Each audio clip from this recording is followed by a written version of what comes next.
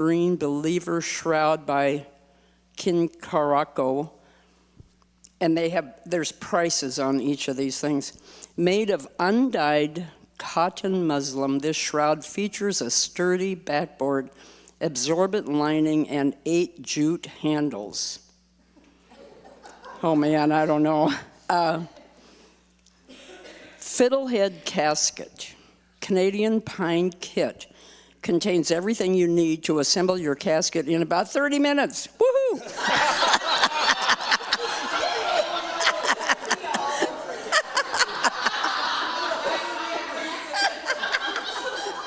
Quick and easy, let's go.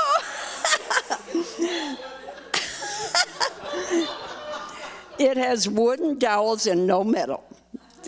Green Burial Council, the Green Burial Council is quite a thing here in Minnesota, I think. Green Burial Council certified, carbon neutral shipping. Shipping, you would ship that? Oh, they ship that, okay.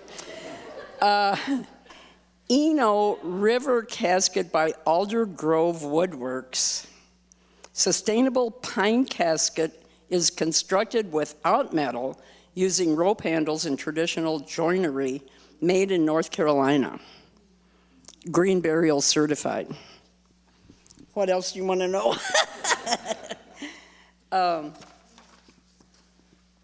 Well then, okay, here are some of the burial packages. Autonomy burial. Do you want me to read it? Okay, in-home, family-led burial package is best suited to families who have cared for the dead at their home and would like assistance for the final leg of their journey. Our staff will facilitate arrangements with your cemetery, file the death certificate, procure necessary authorizations, and meet you at your home to transfer the deceased to the cemetery.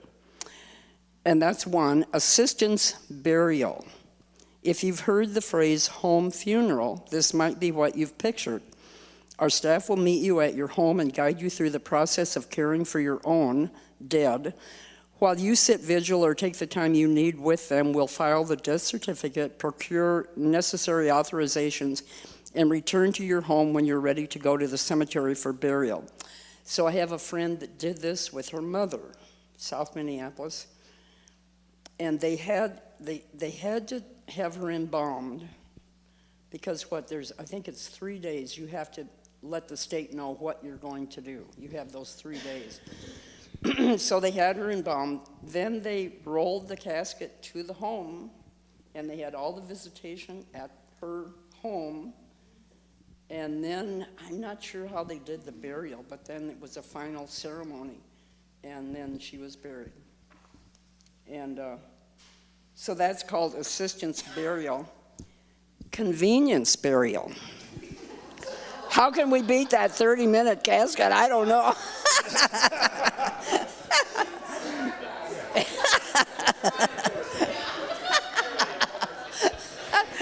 I'm not sure. No. If you would prefer not to shelter the deceased in the home, this immediate burial package may suit you best. Our staff will transfer the deceased to our facility, shelter and care for them up to 48 hours, as well as facilitate arrangements with your cemetery. File the death certificate, procure necessary authorizations, and transfer them to the cemetery for burial. And then there's a price on that. Collaboration burial. In chapel, family-led burial package. Many people would like to care for their own after death, but care in the home is not feasible. This package marries your care with our facility. We'll transport the deceased to our facility and invite you to join us in caring for them. So instead of at home, you'd be in their facility. We'll also take care of the necessary paperwork, shelter them, and transport them to the cemetery. And there's a price on that package. I didn't realize she had all these packages. Do they have anything that's more eco as far as the burial? Because that's what I thought this was going to be about, was eco burial. These all sound like, okay, here's the package, it's all super friendly, but we're still going to bury your whole body. Yeah, and the eco comes, and she does go into that. Let's see if, Maybe she doesn't have that in here.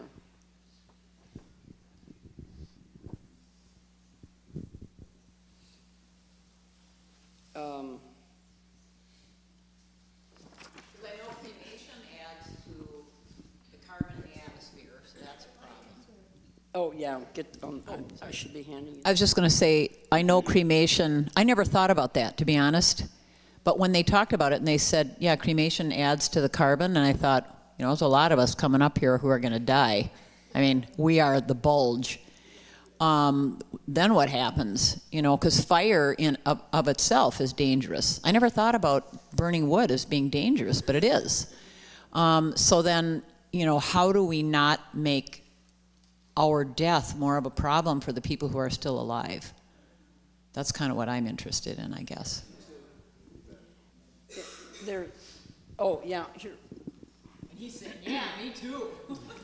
No, I know that this is about eco-burial, but if you're looking for more information about like the funeral industry, I've read a lot of Caitlin Doty's books. She is the head of, I think it's called the Good Death Society, and a lot of her books talk about her experience becoming a mortician in California, but it goes into a lot of the realities of what happened in a traditional funeral and embalming and cremation, and gives a lot of those stats about how much impact you have when you're in a cremation oven, which has to be used with gas, to be heated at a certain level, because if you do it with wood, you have to be very careful because it has to be a certain level to actually disintegrate the bones and that. So like burning a body is not as simple as it seems. But I'd recommend all of her books. She's got a website and social media and that. But it was eye-opening to me for some things that, you know, because you're reading about eco-burial and some of it sounds silly, but then you talk there's a lot of things about traditional funerals and embalming that nobody realizes either because we don't really want to know. So. D-O-T-Y. Yeah, I think it's D-O-U-T-Y or D-O-U-G-H-T-Y, and it's Caitlin with a C. But she's, if you search it up, there's like YouTube videos. She's all over the place. Thank you. Thank you. Yeah. I'm just remembering that I did have a personal experience with this during the pandemic. A dear friend died and had this plan, had searched, and just a little bit south of Madison, there's a property called Nature's Sanctuary, I believe the name of it is, and people who owned it were very peace-oriented, and they determined that they were going to use that as part of that land as a place for people to have natural burials. And so his body was just kept at a funeral home, and we drove out there, and the funeral home was there, and they had his body just in a shroud. I think probably very much like what you described, biodegradable. They had up in woods. They have paths through it, and there was a place where a grave had been dug manually by the people there. There was an option for families to be able to dig the grave themselves if they wanted to, and he was just lowered by family members with ropes into the grave, and we had few family there. It was pandemic, and then also other family members were watching from around the country where they were. Very simple kind of service, and then I believe you can also help refill the grave. They didn't choose to do that, but it was a very ecological in every sense burial, and they could no markers. They were going to try and get a bench near the area, but there was some concern about that. But I mean, they know where, and it's just paths through this nice southern Wisconsin woods. And the body was not embalmed. The body was not embalmed. Yeah. Oh, Mike. What's your question? Did they have to get permits for that, or? I do not know what the details were on that. I know a little bit here. When we have the Conservancy in the fall, they'll really talk about this a lot more. But what happened this past year, evidently, Carleton County in Minnesota, I don't know who they are, people that wanted to have this kind of a burial and started digging. The area went nuts. And they got somebody in the legislature there's a moratorium on conservancy with burials. 2-year moratorium in Minnesota, and they were hoping that it would pass this year, and I've kind of looked, but I don't know if that's happened yet, to open it up again. Meanwhile, like the Somalian burials are going on as they do their process. So they are not affected by this moratorium, but it is an actual affecting the whole state right now. And I expect it'll get cleared up, I think. Well, they have to bury within, 24 hours, I think, and so they tend the body, but I'm not sure what there are some cemeteries that have literally given space for natural burials. And the green burial organization is active in trying to get more, but I actually don't know where they bury. I'm just curious. My understanding is that a lot of the concern about the natural process devolves back to, the body deteriorating, bacteria, tuberculosis perhaps, other kinds of, viral conditions, et cetera, that people may not understand the science behind and whether or not it's really of risk, from the soil going into groundwater or whatever. So I don't fully understand the science behind it, but I know that's where some of the fear comes from. Cremation pretty much takes care of that issue because everything is just basically volatilized or left with powder, essentially. I have a question, though, about whether anybody's heard, because one of the concerns about cremation is the fuel consumption. That's the issue with the footprint of cremation is the amount of fuel that's used. But I'm curious, and I don't think this is strictly sci-fi. I think it's actually been experimented with for other things. But taking the energy from the sun, focusing it through a lens, and having intense heat. I mean, very intense heat. And I'm just curious if anybody's heard of that being used as a form of cremation. At least the fuel, you'll still have the gases coming off of the cremation process, but you won't have the fuel consumption that you would with natural gas. Oh, from the sun. Oh, yes, you Well, can. yeah, but with the cremation, I think they're talking like 5,000 degrees or something like that. Well, my understanding is if you're focusing the sun, you can do that. Yeah, but how long would that take, though?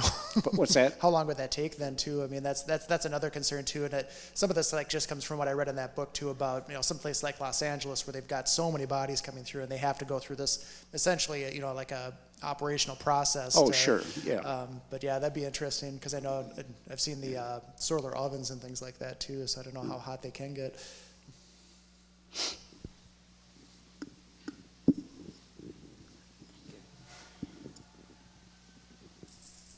Anybody else? Yeah. This may be the subject of an entirely different adult forum, but another option for people to at least be aware of is to bequeath your cadaver to health sciences at the University of Minnesota, where the cadaver is used for medical education. So, your physician and your surgeon is educated in part by dissecting a cadaver to really learn the anatomy. And also surgeons use cadavers to practice surgery, delicate kinds of surgery, and hone their skills before they start doing those procedures on live patients. Mm-hmm. Now, it's my understanding that after the cadavers have been used for those purposes, they are generally cremated, and then the ashes are given back to the family. So this doesn't address the ecological issues, but it serves an important educational purpose. Mm-hmm. And I'm actually a recipient of that. I have a titanium middle ear bone that restored some hearing in my right ear because a very skilled ENT surgeon at the University of Minnesota, there's only a handful of them in the state at the U of M and at the Mayo Clinic who know how to do that procedure. Very delicate surgery, tiny little titanium that replaces the stapes, one of the three little bones in the middle ear. And I asked the surgeon, how did you learn how to do that? Because they do that surgery freehand. It's not robotic.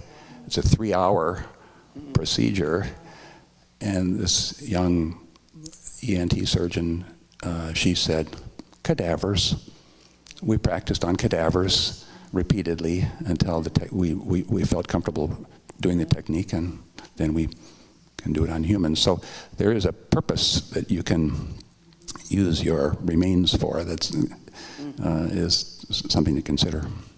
As I understand, the University of Minnesota, you can donate, and I believe that ends up in cremation and is sent back to the family.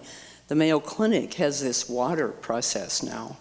I think the body is shrouded, and that I think takes quite a long time. So then there's nothing back to the family. And I think they have a cremation option also. But I do know those two are in existence. And I've heard, haven't verified this, but I've heard that if the family doesn't want the remains back, at least from the University of Minnesota, I think there's a section at Lakewood Cemetery where those cadaver remains are taken care of or buried at a site at Lakewood. My mother did that. She was a nurse. She donated her body to the University of Wisconsin Medical School. An interesting experience was that I was working with somebody, and he indicated his daughter was a first-year student at the University of Wisconsin Medical School, and I always kind of imagined that maybe my mother was her cadaver and made it buried for. I never had that confirmed, but then. At the end of that year, they invited family members with the medical students to a time, first of kind of a formal sort of acknowledgement and gratefulness, thank you for, providing these bodies, and then a, reception sort of time to talk to people. And then it was quite a few years later, we asked for her cremains to be given to us, and they came back, and then we did a burial for that. But that was 2 or 3 years later, I think, and that was about 2 years later. So they're, used her body, what she wanted, in many ways, and provided some, future healing. Yeah.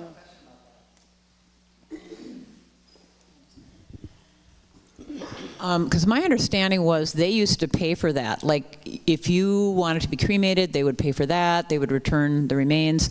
But a friend of mine had that done recently, and she said they had to pay quite a bit of money to have the body taken to the U, to have everything dealt with. And I thought, well, and it took a long time, and there was kind of some paperwork that hung them up. So I'm just wondering if anyone has any recent experience with what that means now. If you donate your body, how much of a hassle is it for your family? I don't know about Minnesota, but my parents both went to Wright-Patt Medical School, and they were both cremated. Unfortunately, my dad died in the state of Washington, and we had to get the body back to Ohio, which was really, really expensive. But they were both cremated, and then at the end, they were buried on a pathway with their names. And the only expense we incurred was flying Dad back, which was, my brother said we could have just put a baseball hat on him and I could have taken him.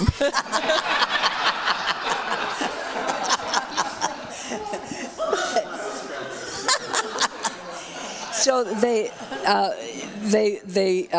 cremated him after the service, evidently. Is that right? They sent the body back because the cremains could have come. No, they send the body back to the medical school, and then it was probably 3 or 4 years that they used my parents' bodies. Yeah, oh boy. They died a year apart, and then. So they freeze them, or what? I'm sorry, what? Do they freeze them then? I mean, you can't use a body for 3 or 4 years. Well, they embalm them, and then, yeah, I worked on cadavers, and they're embalmed, and they're a little smelly after a while. And I worked on cats, I think. Yeah. Oh, here. Yeah, I'll pass it. This is a little twist from what we're talking about with the actual burial process, but there's a way to donate trees when a person dies, to have them planted in a national park in Minnesota, Wisconsin, and Michigan, or they go to a national park somewhere else due to a fire. So as an option of sending flowers for a funeral, you can do something like that. We did this for my uncle who passed away, and he must have researched it and put it in his obituary so that we would know to do that. Who's that through?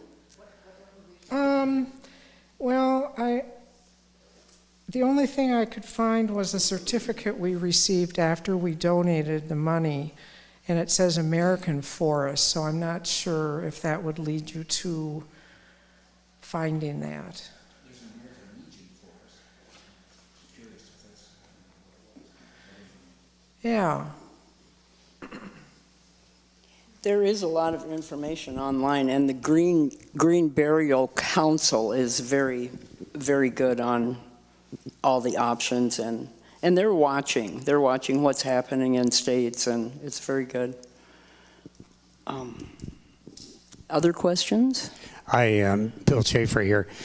I've always assumed cremation, and one of the stipulations that I told my partner, Don, is that my ashes were not to go in a tomato garden, because I hate tomatoes. But conversely, in a flower garden, because he and I, as you know, maintain the church courtyard garden here.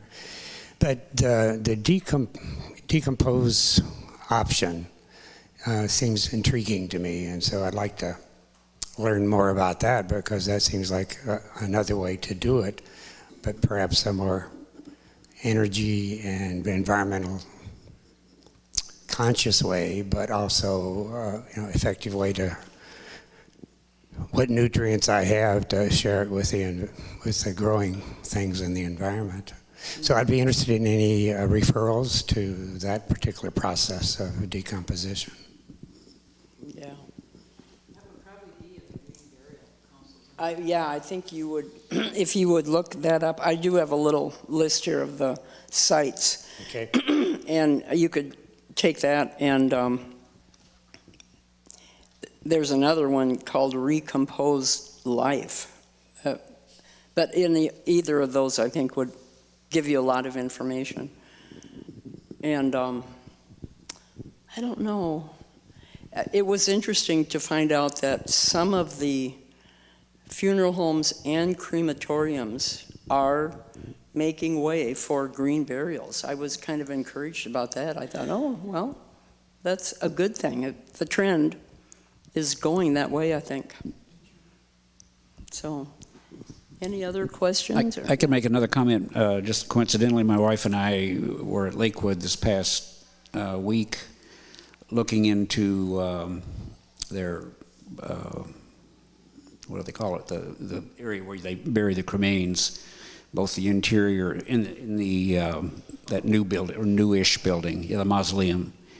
And anyway, we sat down with one of the people that are in charge of the marketing, I guess you might call it.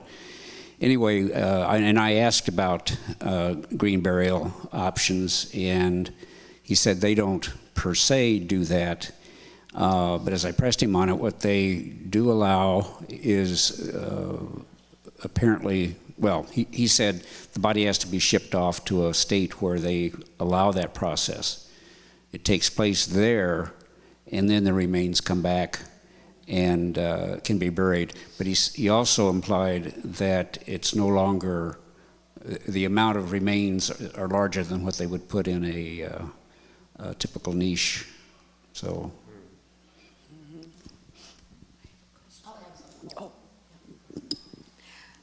First of all, this has been amazing because of all the forums I've been at, given the topic even, I've never heard so much laughter.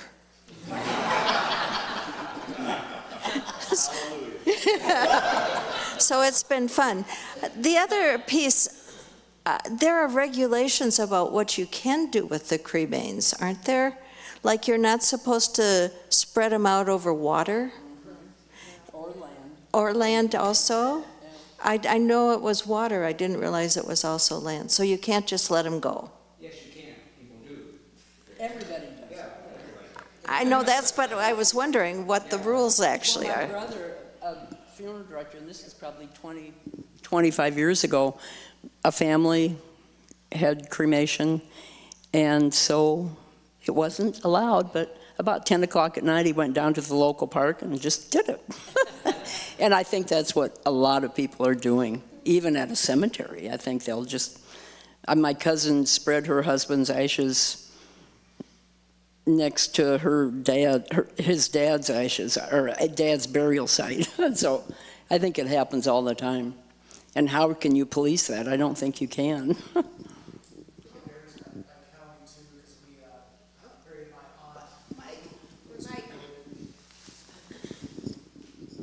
I think it varies by county and ordinance and how strict they want to be too. Because we buried my aunt who was cremated with my grandma, and they just dug a hole. They allowed my cousin to dig a hole in the graveyard where my grandma was buried, and then just put it down there and fill it up with with dirt. So I think some of it may depend on where you are in the state too. I was curious about your comment about tuberculosis or.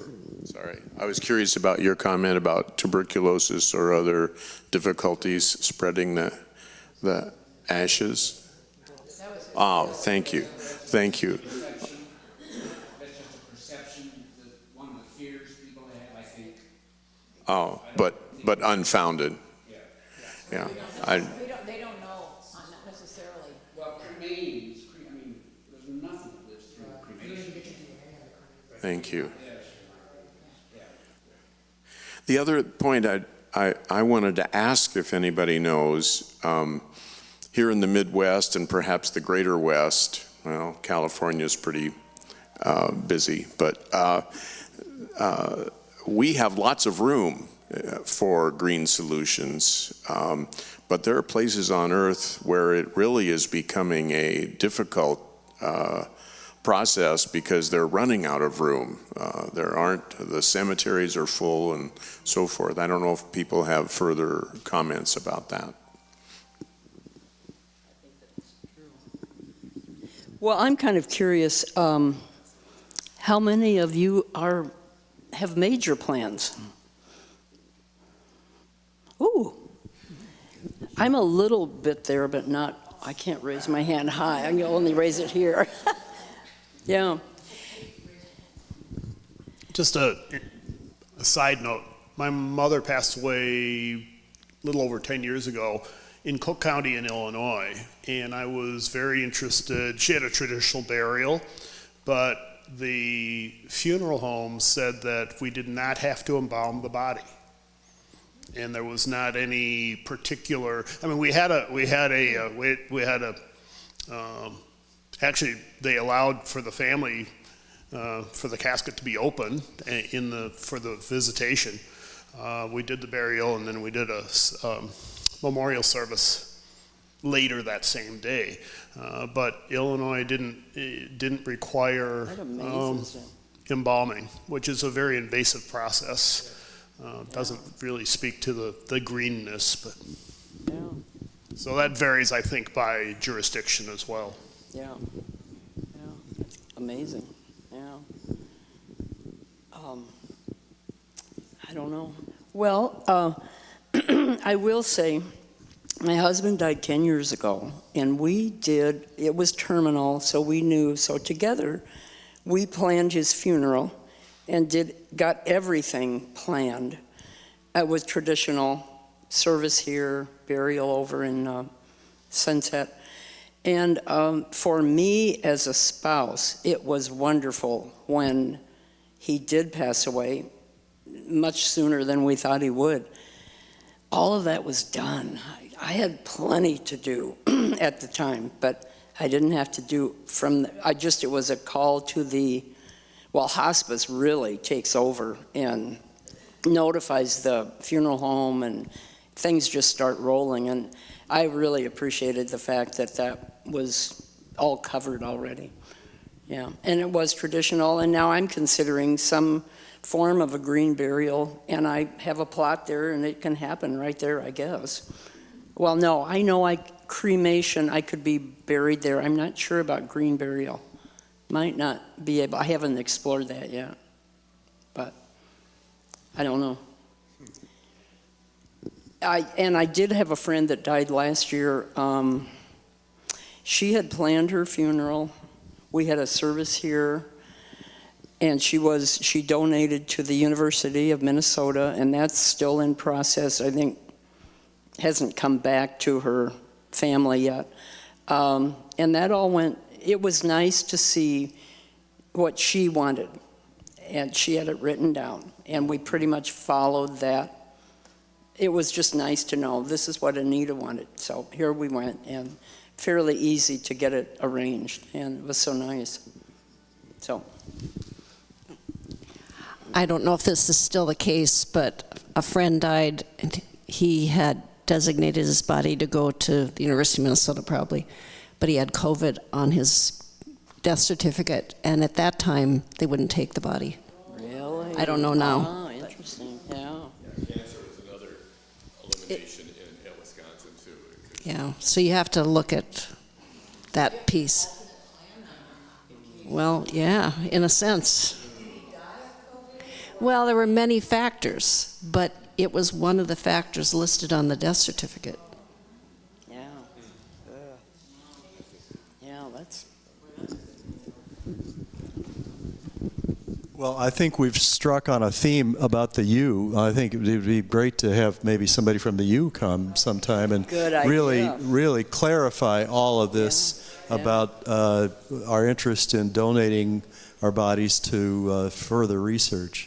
Because it sounds like there's a lot of all the way for the confusion is, does it cost you something, and what are the strings attached to the cause of death, and so on. So that sounds like a really great concept. Yeah. Maybe that could be paired with somebody from Mayo. Yeah. Maybe that form could be paired with somebody from Mayo, so we get and it's not just one organization. We have this interesting problem with the forum. We are having a land conservancy person in the fall. Otherwise, the fall is all set to go. So maybe a year from now, we could do that.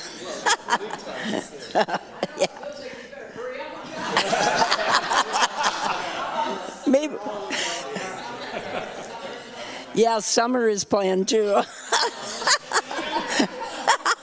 We have this extra efficient committee going, boom, boom, boom. So, yeah, summer is full up, and so is fall. It would be a nice collaboration between the U, the Mayo, and Land Conservancy. Ooh, well, that's an idea. I could propose that to the land people. That's a very good idea. It might be too much for 45 minutes. Yeah. But yeah. Oh, yes. I just wanted to say regarding traditional burials, because I know there are a lot of churches or religious practices that don't believe in anything but the casket. And I went to one fairly recently. I have to tell you, I was kind of horrified. Because you have to have now, at least here, that big concrete container, the vault, and then in that goes this $10,000 casket. And no offense to your family, but having gone through this with my mother and my father, the pressure to spend a lot of money on your loved one is extreme. And for people who don't want to be seen as cheap, they're always going to go for the more expensive casket. And that's not a sign of love. That's a sign of pressure. And, and then the whole process of, the embalming. And I mean, there's just this thing, like we are so separate from our death. You know, you look at the way the Native Americans did it, or the way that the Jewish people did it, you know, where they sit Shiva and they wash the body, and they're very intimate in that connection with family. And we are so far removed from that, and it just makes me incredibly sad that we can't even look at a dead body anymore. And then there's the issue of respect. You know, I'll just tell you, a friend of mine died. She was the most joyful person I ever met in my life. I mean, I met her at the New French Cafe. She was this older, incredibly vivacious woman. And I saw her and went, I don't know who that is, but I'm going to get to know her. And that's how everyone felt. And she had a eulogy party before she died. She said, I don't give a darn what you think about me after I'm dead. I want to hear it now. I thought, wow. But you got to hope that, you know, they're going to say nice things. Otherwise, you could, you know. Anyway, and her eulogy party was hysterically funny. But when she did die, I had asked her family, her daughter, if I could go to the funeral home, because I wanted to say goodbye to her before she was cremated. And she said, yes, you can do that. So I called them up, and he said, well, I don't really have the body prepared. And I said, that's okay. Well, I didn't know what prepared meant. Don't ever do that. I went, and it looked like they had just picked her up and tossed her onto this surface. Her body was just flung. And it was just a horrible experience because it felt like she was completely disregarded and disrespected. So, you know, sometimes the family being involved can be a really good thing. And I'm just saying, I don't really know what I'm saying, but I'm saying we need to have respect for the dead. And that goes with when you donate the body to science. You know, because I have a friend who is very heavy, and she had to go through surgery, and she was afraid they were going to make comments about her. Well, unfortunately, they didn't totally knock her out, and she heard them making comments about her. And she's never gotten over that. And so, you know, we have to act as if that person can hear everything we say and give them the dignity that they deserve in death, that they maybe or maybe didn't get in life. Anyway. I did a funeral that they were so busy here with funerals that I filled in and did a funeral for somebody from here, and I don't remember the name.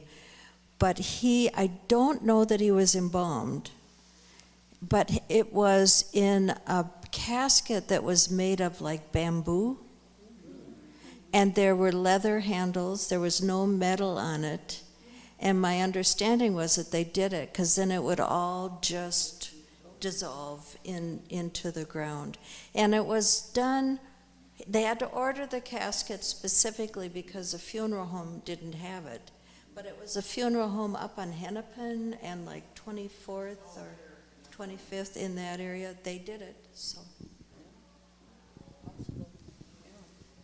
Well, it's 10 of. I guess it's time to end.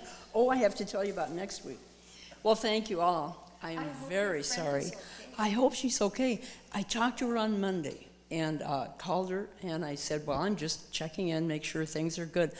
I'm in the middle of traffic in Illinois going for the eclipse. And she had a van full of people. Her husband, her mother, I don't know who all was in the van. But we chatted and we went over everything and reminded her to come to this door and blah, blah, blah, blah, blah. I haven't heard from her all week. I hope they got back. I don't know. And seems like a very responsible woman, so I don't know. Well, thank you for all the improvisation. Well, yeah. We made something out of it, and thanks to all of you for pitching in. No, I didn't pick up the right piece. It's going to be, Chris Day is from Excel, and it's about the grid, the long-term. No, that's been canceled. Oh, you're kidding. Bryce. The Environmental Justice Committee, we're going to be talking about our non-carbon efforts that we're making here at church in a big way. So there are going to be 3 members of the committee who will make that presentation as to where we are at this point in time and where we hope to be going over the next months. And it should be a very stimulating, it'll be conversational also in the manner that we have done here. Well, that's fine. We'll probably have him back next year. That was a decision made by Environmental Justice Committee that this was more important at this point in time to alert the congregation to what's being done and what's being planned. And Chris was fine even whenever. So yeah, he was going to talk about the massive, electric storage facilities and et cetera. But he's willing to come back next year. Going to be specifically about what's happening at Plymouth? That's specifically, it's a Plymouth focus next week. Yeah. Well, thank you. Yeah. I was out of the loop on that. Well, thanks, everybody. Yeah.